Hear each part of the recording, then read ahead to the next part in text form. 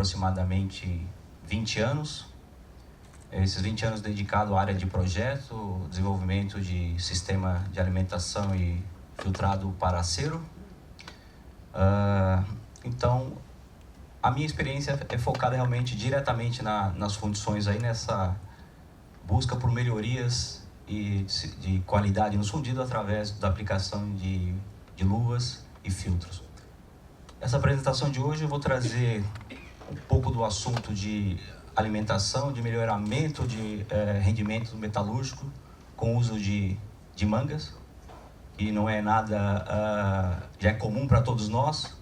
Realmente eu vou procurar aprofundar um pouco mais essa discussão e mostrar alguns outros pontos que as luvas acabam nos ajudando na melhoria da economia de metal usado na produção de peças fundidas e que muitas vezes a gente acaba não olhando para isso. Eu preparei uma agenda então para falar um pouco do fluxo de produção de produção de peças dentro de uma fundição. Por que usamos manga? Parece ser uma pergunta simples aí, mas sempre a gente gosta de reforçar esse conceito. A eficiência dos maçalotes revestidos com mangas. Mesclas de mangas, quais tipos a gente tem, quais tipos são destinados aí para fundições de aço. As mesclas, às vezes, a propriedade de cada luva, a importância das propriedades de cada uma em função do tamanho do maçalote que nós utilizamos nas peças. A evolução dessas geometrias das mangas ao longo do tempo. Evolução também das galhetas é um ponto importante, porque nos ajuda muito aí na questão de economia de rebarbação. Galhetas com tela metálica, um desenvolvimento recente.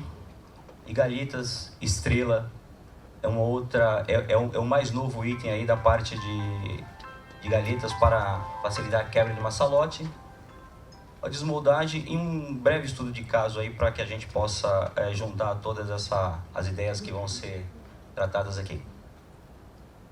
Bom, primeiramente eu gostaria de apresentar esse gráfico. Ele remete a produção de 25 toneladas de peças limpas com um rendimento de 50% aí em média, ou seja, para que uma fundição produza 25 toneladas de peça limpa por mês, vamos pensar assim, e estabelecendo que o rendimento metalúrgico seja em média 50%, ela vai precisar preparar uma carga de fusão com 20 toneladas de metal, 22 toneladas provenientes do retorno das próprias peças. E como eu falei anteriormente, parte dessa tonelagem de metal, ela vai se perdendo ao longo do processo e que nós, às vezes, não tomamos consciência de como isso se perde. Praticamente, para produzir 25 toneladas de peças limpas, eu acabo perdendo 21 toneladas na oxidação do metal, ou seja, no processo de preparação do metal, na limpeza que eu faço, eu acabo jogando fora por volta aí de 2 toneladas para a produção de 25 toneladas de peças limpas. Ao mesmo tempo, quando eu finalizo a minha peça e ela vai para a parte de rebarbação, durante o processo de remoção de canais, de maçalotes, devido ao corte que se faz ali, eu acabo também desperdiçando uma grande quantidade de metal nesse momento ali, algo que eu não consigo recuperar. Então, de todo o gasto aqui, eu consigo retornar para o meu processo 22 toneladas.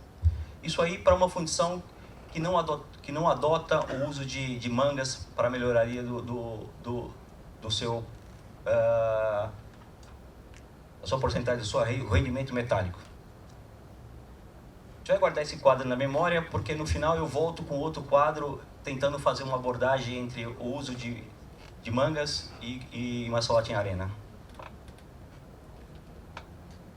Aqui uma pergunta clássica e simples e que todos nós já temos alguma ideia do porquê usamos manga, né? Primeiramente porque nós queremos aumentar a eficiência do meu sistema de alimentação. Então eu preciso de algo ali para fazer com que a energia contida no meu maçalote seja mantida e que a alimentação seja a melhor eficiente possível. Porém, quando eu não uso uma manga, eu tenho que usar uma quantidade de metal muito grande para que isso ocorra. Porque o maçalote acaba cedendo, um maçalote em areia acaba cedendo somente 14% dele é aproveitado na fabricação de uma peça. Esse número aqui sobe drasticamente quando eu consigo colocar um material ali para conservar a energia contida nesses maçalotes. A eficiência de uma luva então passa a ser 67%. Com isso eu consigo um melhoramento muito grande no rendimento metalúrgico dos meus projetos. Basicamente seria isso: usar uma luva, uma manga, ela vai me dar uma melhor eficiência do sistema de alimentação e um melhor rendimento metálico, porque eu vou poder reduzir essa quantidade de metal necessária para a fusão de uma peça. Ao mesmo tempo, as mangas também propiciam o uso de galhetas, ou seja, eu consigo também melhorar a questão de rebarbação da minha peça e tempo de acabamento. Então, basicamente, são essas as respostas por que nós usamos manga. Aqui tem um quadro que retrata a importância ou a influência de um maçalote revestido com manga, ou por quanto tempo ele consegue trabalhar. Se nós pegarmos uma manga de 10 polegadas e colocar areia, uma ótima resistência mecânica. Refratariedade é um outro ponto importante para maçalotes grandes. Eles não podem deformar durante a aplicação, porque senão eles vão perder em eficiência e eu vou causar um problema sério na minha peça aí.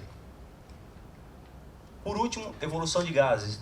As luvas elas se queimam, então durante essa queima ela tem que emitir o mínimo possível de gases aí para que também não prejudique o meu sistema. Diante dessas características aí, eu vou escolher, em função também do tamanho do maçalote, eu vou escolher que tipo de mescla eu vou utilizar. Normalmente para mesclas pequenas, mescla até 5 polegadas, eu uso materiais exotérmicos, e maçalotes acima de 6 polegadas, ele tem um peso maior de metal contido, eu uso uma mescla mais com características de refratariedade. Isso aí a gente discute a cada projeto, em cada situação. Se eu tenho que olhar mais para a refratariedade da luva, para que o maçalote não se deforme, porque é um maçalote grande, ou se eu tenho que olhar para o poder exotérmico do maçalote, porque ele é pequeno e ele precisa ganhar energia para poder funcionar.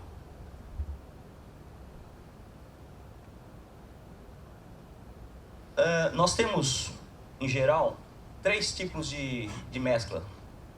E aqui os nomes delas aqui, mas na verdade essa mescla Calminex 2000 ou Calminex 2001 é considerada exotérmica. A propriedade dela, ela tem uma baixa refratariedade quando eu comparo com a Calminex 30, que é uma mescla de média exotermia.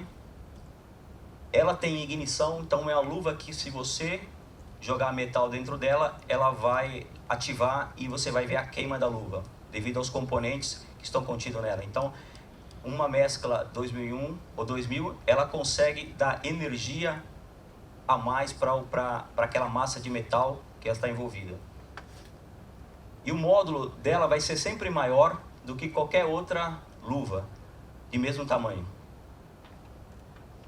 Mescla Calminex 30 é uma mescla que a característica principal dela é a refratariedade, porque nós usamos essa mescla para maçalotes grandes, maçalotes, como eu disse, acima de 6 polegadas. Então são maçalotes que precisam ter resistência. A ignição dela é lenta em relação à Calminex 2001 e o módulo dela é inferior ao módulo de uma Calminex 2000. E uma Calminex 30, que é uma mistura ailante, ela possui refratariedade similar à Calminex 30 e o módulo dela é o menor dos 3 casos aqui. Eu não quero dizer com isso qual dessas mesclas é a melhor ou a mais eficiente. Aí vai depender de cada caso, de cada projeto, né? Se eu estou buscando maçalotes grandes, maçalotes que eu preciso somente conservar energia, eu vou usar mesclas média exotermia.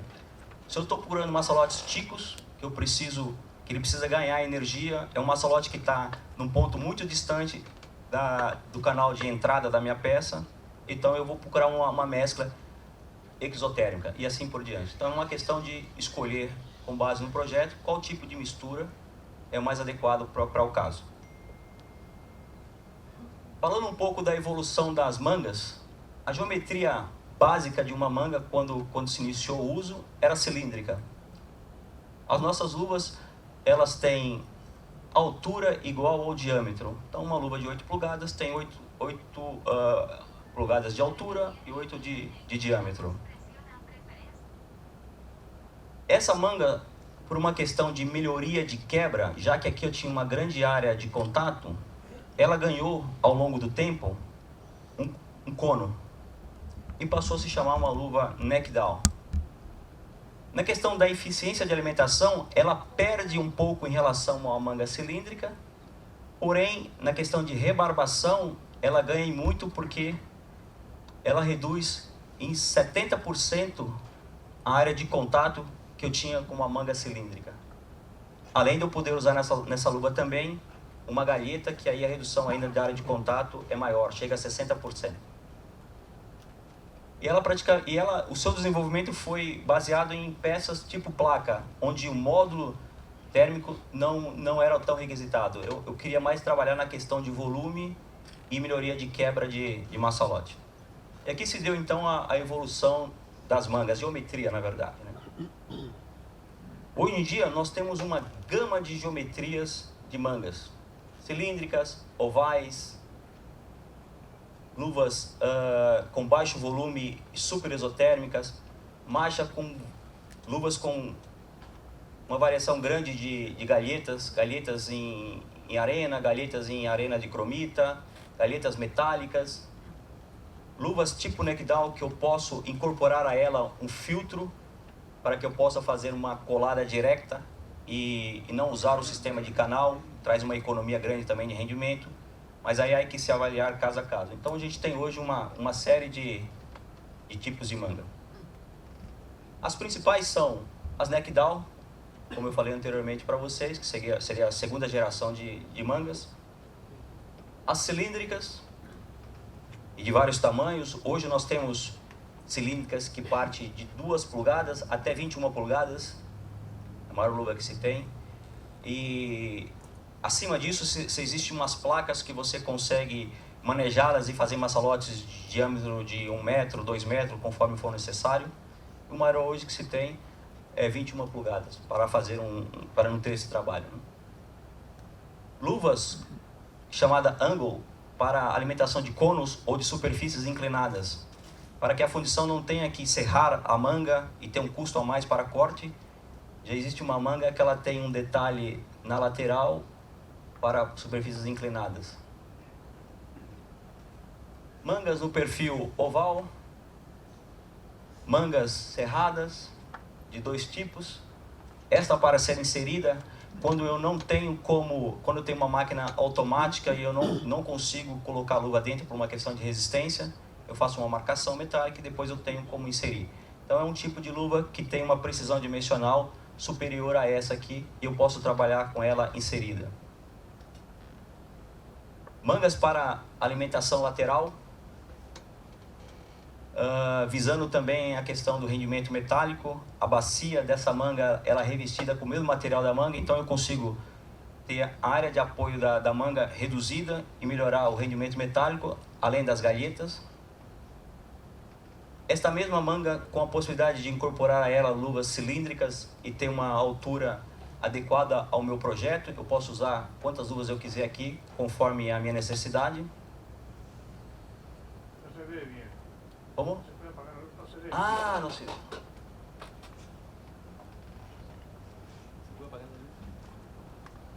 ¿La luz de acá adelante?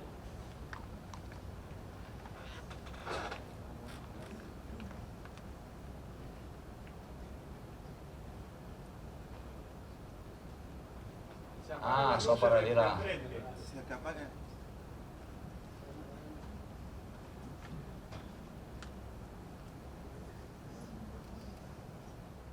Ruptura do maçalote.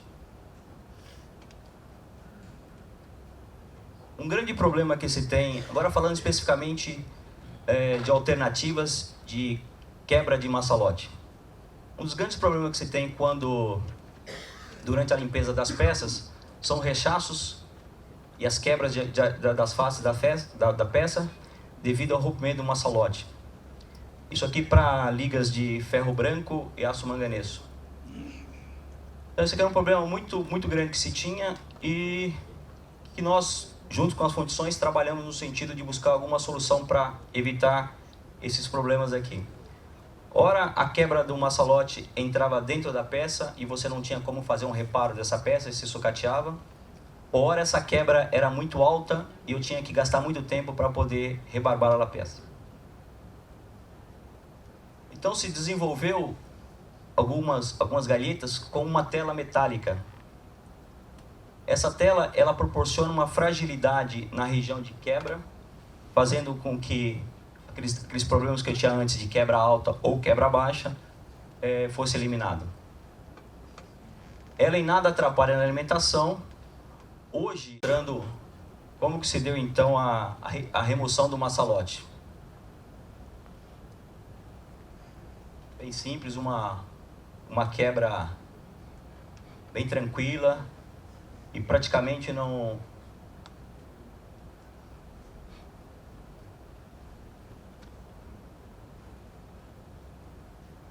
Praticamente nós não temos aí nenhum resíduo de material para ter tido um acabamento. Muitas das peças ela já vai direto embora e sendo despachado.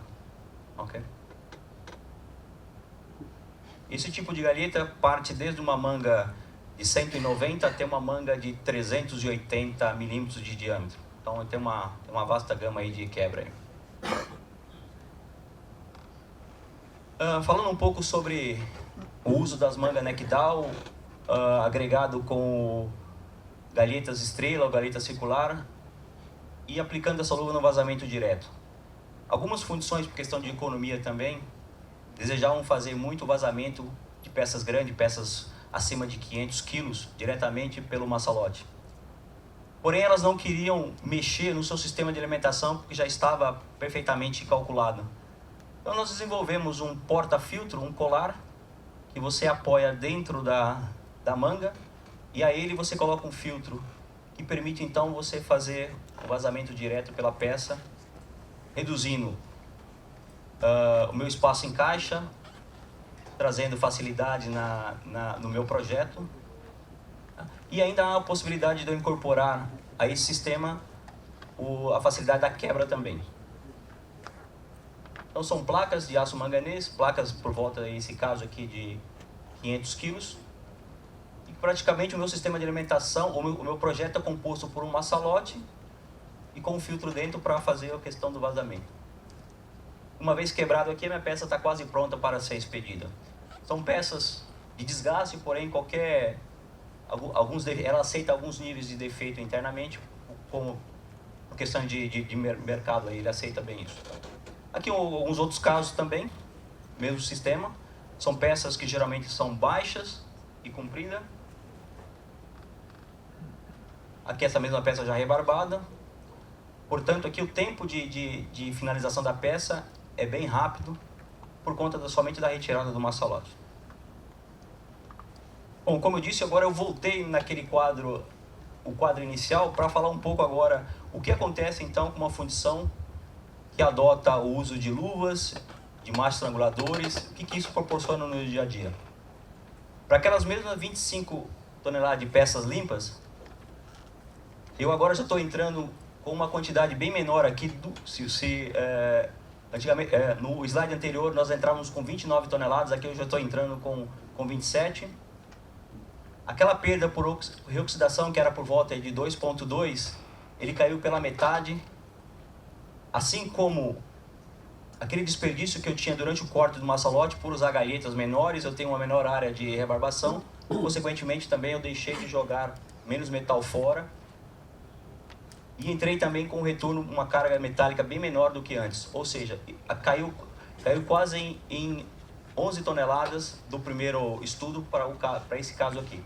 É claro que a gente está aqui aceitando aqui que o meu rendimento metálico está estipulado em 65%, e eu estou usando mangas adequadas para cada tipo de peça, com a mescla, com a galheta, né? Então, eu destaco esses 2 pontos, e geralmente a gente não olha muito para eles, né? A gente olha, sim, para diminuir o massalote, melhorar a eficiência, mas a gente não contabiliza quanto de metal eu jogo fora devido ao volume de metal que eu tenho que utilizar para poder fazer esse preparo da minha carga. E o quanto de metal se perde durante o processo de limpeza das peças. Bom, um resumo então de tudo isso que eu disse. Todos nós desejamos então aumentar o rendimento metálico com o uso de mangas, né? Porque eu preciso ter massalotes cada vez menores e mais eficientes. O ideal seria que eu não tivesse massalote algum, né? Mas nesse caso nosso aí no mundo da fundição, a gente vai sempre precisar de algo aí desse tipo. Então o que a gente tenta aí é minimizar ao máximo esse custo, melhorar o processo de limpeza e reduzir o custo com isso, ou seja, quanto menor for o contato massalote-peça, menos área para rebabar, menos disco eu tenho que cortar, menos tempo de acabamento. Tudo isso vai nos ajudar aí nessa busca por economia. Qualidade da peça melhorada, é claro, eu tenho um sistema de alimentação revestido com uma luva, a eficiência dele é sempre maior do que uma arena. Aumento da produtividade, porque eu consigo fazer muito mais peças, ou com a mesma carga, ou com cargas menores de metal. E aí, com isso, tento buscando o que todo mundo deseja aí, economia e lucratividade, né? Bom, senhores, então isso é o que eu tinha para trazer para a gente falar a respeito de mangas, tá? Enfim, da importância que elas têm para nós e quais são hoje os recursos que a gente tem aí para reduzir o custo voltado no projeto de alimentação.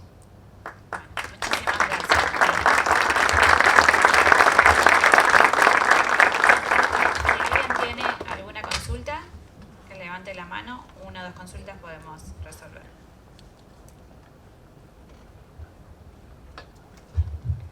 Hola, Janio, muy buena presentación, muy pragmática. El tema nada más, mi duda desde el punto de vista de la solidificación con respecto al tema de la estrella, el hecho de que tengas estrellas o puntas en la zona de corte, el tema de la formación de las dendritas de solidificación, ¿no puede generar alguna fisura de contracción del punto de vista que tengas?